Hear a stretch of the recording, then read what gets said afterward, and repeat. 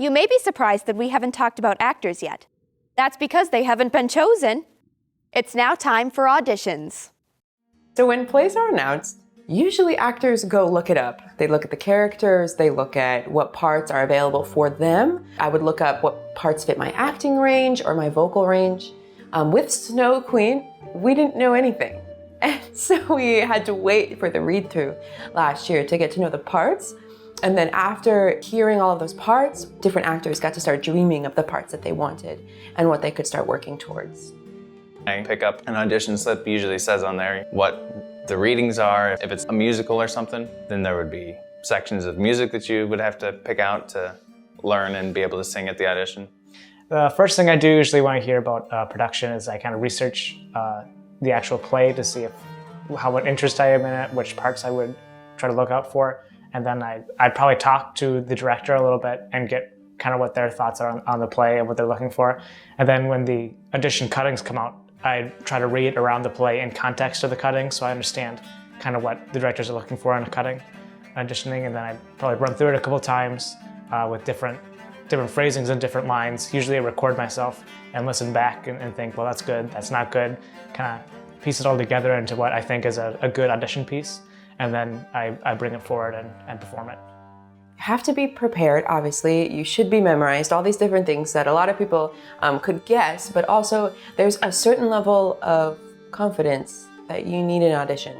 It's to convince the directors, it's to convince the other people that you are worthy of this part. And even if you don't necessarily have all the skill sets, you could be taught them because you want that role or because you are confident about that role. You can tell how much people are prepared. I want to make sure that this is clear, that it's distinctly different from being nervous. There's a lot of times I'll see an actor on stage and they're holding a page and the page is shaking like a leaf. That doesn't bother me. Everybody gets nervous, but that's different from preparedness. An actor who is prepared is somebody who you can just tell has put in the time. They've given some thought to what they're auditioning with. And if they're just winging it, a lot of actors feel like, I've just got the chops right out of the gate, I can pull this off. I've made it through this far in my life, just sort of winging it on a wing and a prayer. I can do it with this audition. I can see those people from a mile away. It really makes a difference for an actor to prepare for an audition. There's two different kinds of auditions. There's closed auditions and there's open auditions. And there's very different feelings for each. Usually the open auditions are a little more pressure, just because you're with your peers, and if you mess up, then everyone's going to hear you. It kind of makes it more of a realistic setting because, at an actual show, you're going to be performing in front of an audience. So it's generally, I think a better way of doing it. For closed auditions, it's usually just the directors and the designers in the theater with you. So it's a little bit less pressure when you don't have kind of your peer group. There's a little less pressure to perform. It's more about speaking directly to the directors with your cutting more than you are trying to run an audience.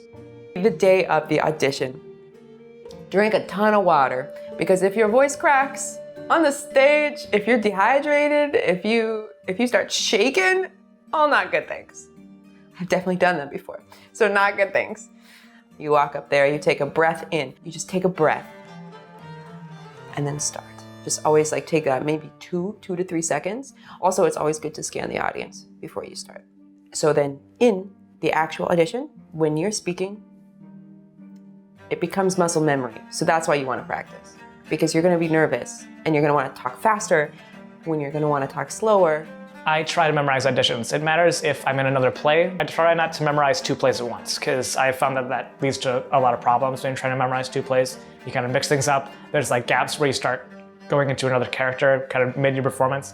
So usually if it's the first play of the year, I will be memorized. I think it's more useful to memorize because first of all, it shows your commitment. It shows that you can memorize. And it also allows you to put more emotion into your character when you're not kind of holding a sheet of paper and your hands are kind of glued to the paper, or you do the awkward one hand is doing the motions and the other hand's kind of holding the paper. So I think it's better to memorize when you can, but also you don't want to conflict with a play that you're already doing, that you're already committed to.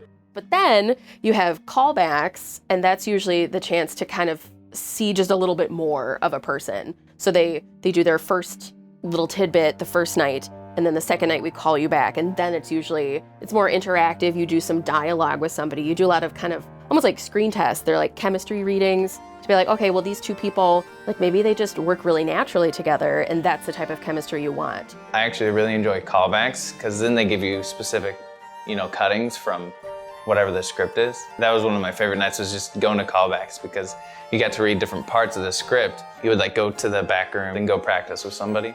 I have never experienced anything like Bethany's callbacks before. Pete Bladel, in my very first callback for Sleepy Hollow, asked us to act like horses. And we had to all run around the stage. There was like 20 of us running around the stage like horses. And I was like, what is happening? And then he said, okay, now can some of you guys like get on each other's backs and we'll see how that works? I was like, what? Excuse me? In a callback, that's where you see chemistry. Because we have people coming in, they do their prepared pieces or the cuttings that we give them on the first night. Callbacks are for when we want to see how do you relate to another actor. And that's where chemistry really pops up. Chemistry doesn't pop up the first night. If you're just standing on stage with your piece of paper and just doing your lines, or if you're just doing your prepared piece and you're by yourself, that can show us that you've got the chops to do this, but it doesn't show us who you're clicking with. I think the casting process is one of the most exciting parts of putting together a show because sometimes you see several different casts. You see how the show could be like 4 different shows just based on who's auditioning. It's like, oh, if we were to cast this person, then we'd cast this person in this role, but we wouldn't cast this person because then that wouldn't fit. But if we cast this person, then we'd probably cast that person, but in a different role than what we'd originally. And so it's just kind of cool it's like a puzzle to figure out. It's a puzzle with several different answers, which doesn't exist, but it definitely is fun to figure out which version of the show we're gonna go with, because usually you have so many talented actors and so many talented people that you could cast the show like 40 different ways, and each way is a different show. The biggest challenge is kind of balancing what you have in your head before you go into auditions and what you end up with, essentially. And so it's sort of like sticking to the principles that you think can be or should be part of a character, or part of a scene or a collective of characters, versus the moments that can surprise you and the assets and traits that actors bring into the audition process that can kind of be, oh wow, or interesting moments that can kind of take you in a different direction or take your whole play into a different direction. And so it really is a tricky balance between the two of how you're going to allow yourself to be surprised versus having a consistent vision as a director. It really boils down to chemistry. If you can find people who work well together, sometimes you just know.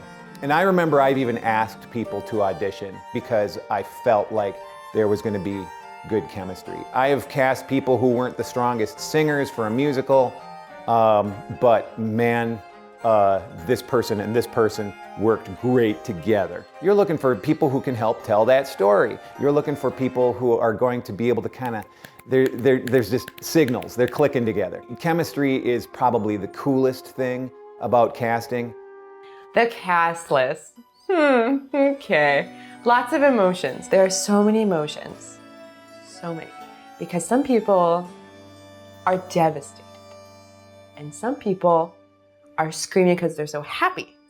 And it's just like this of all the emotions in the whole world. And they're all theater kids. So they're all like a lot, It's just a lot. It's always kind of a make or break moment, First, you're looking for your name. Did I get the role that I kind of wanted? Did I get in, first of all, And then you're kind of seeing who else am I acting with? I'm usually pretty excited and I take a picture of the cast list and then I go look at it by myself because I don't really want people to see how I'm reacting to the people that got chosen for the different roles. But I do enjoy going through the list. It was a small college to kind of know everyone's different talents, trying to think of what I can do with the people that I'm with and what they can bring and then what I can bring to a role. And trying to make these partnerships kind of more than us individually. For me personally, if I really, really, really wanted a role and I didn't get it, I would be obviously, you'd be pretty sad. But it is very good as you get older. You have a emotional intelligence when you're like, it's okay. My life does not depend on this part. That is one of the most important things. Getting the role that you want isn't always the most important thing. Being part of a production is teamwork it's a team effort. You know that everyone serves their purpose and that you need every piece of the puzzle to make, or maybe every cog in the machine to put on a good performance for an audience. I very rarely get the part that I want. I'm a very bit actor, so I usually get kind of bit roles, which I enjoy, so I don't usually get to have a role with lots of meat to it to kind of bite into.